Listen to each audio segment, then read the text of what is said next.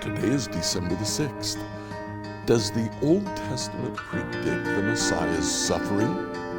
Let's find out together as we read Psalm 22.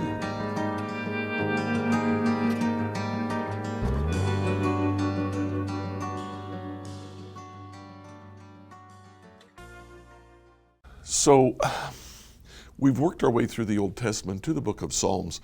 There are quite a few Psalms that talk about the Messiah. One of those is Psalm 22. Now, Psalm 22 actually is a Psalm of David in which David talks about himself. In the first 18 verses, he says, I'm trying to follow you, God, but there comes times when I can't feel you. When I feel like you've abandoned me, when I feel like you're looking away, those times come. And it really doesn't matter what's going on around me. The thing that hurts me most, the thing that destroys me, is that I don't feel you. So,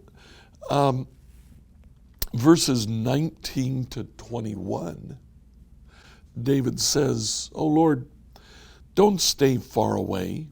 You're my strength. Come quickly to my aid. Save me from the sword. Spare my precious life from these dogs. Snatch me from the lion's jaws and from the horns of these wild oxen." And then verses 23 to 31, the rest of the psalm, David predicts that God will do exactly that.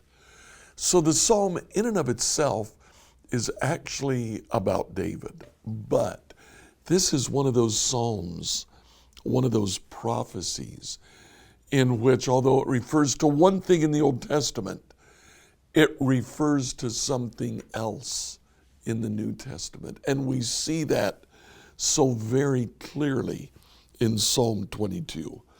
Listen to these verses, the first two verses. My God, why have you abandoned me? Why are you so far away when I groan for help? Every day I call to you, my God, but you don't answer. Every night you hear my voice, but I find no relief. So here in these first two verses, we pick up a verse that Jesus actually quotes on the cross. Jesus also says, like David, I am abandoned.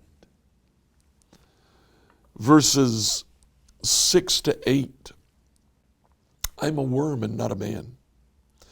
I'm scorned and despised by all. Everyone who sees me mocks me. They sneer and shake their heads, saying, is this the one who relies on the Lord? Then let the Lord save him. If the Lord loves him so much, let the Lord rescue him.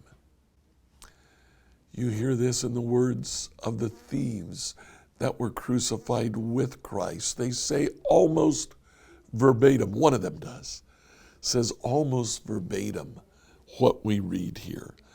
Verse 14, my life is poured out like water. All my bones are out of joint.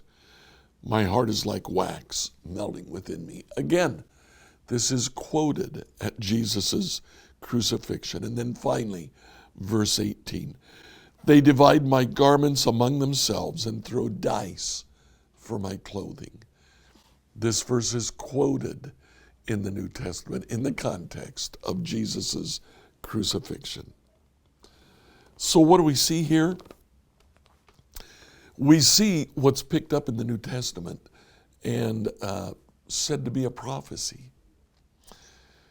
Now, it's a new theme in the themes that surround the prophecies of the Messiah. Here, for the first time, it's prophesied that the Messiah will indeed suffer. In verses 27 and 28, we capture a new theme. The whole earth will acknowledge the Lord and return to him. All the families of the nations will bow down before him. For royal power belongs to the Lord. He rules all the nations. Here we see how the Messiah comes not just for Israel, but for all kingdoms. So in this Psalm 22, we capture indirect prophecy.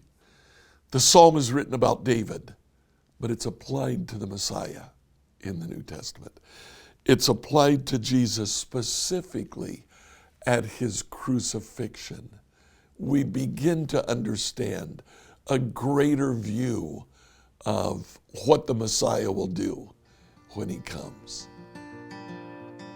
Like, follow, and subscribe to this podcast on whatever platform you used to listen to it. Tomorrow, we'll address the question, does the Old Testament say that the Messiah is God?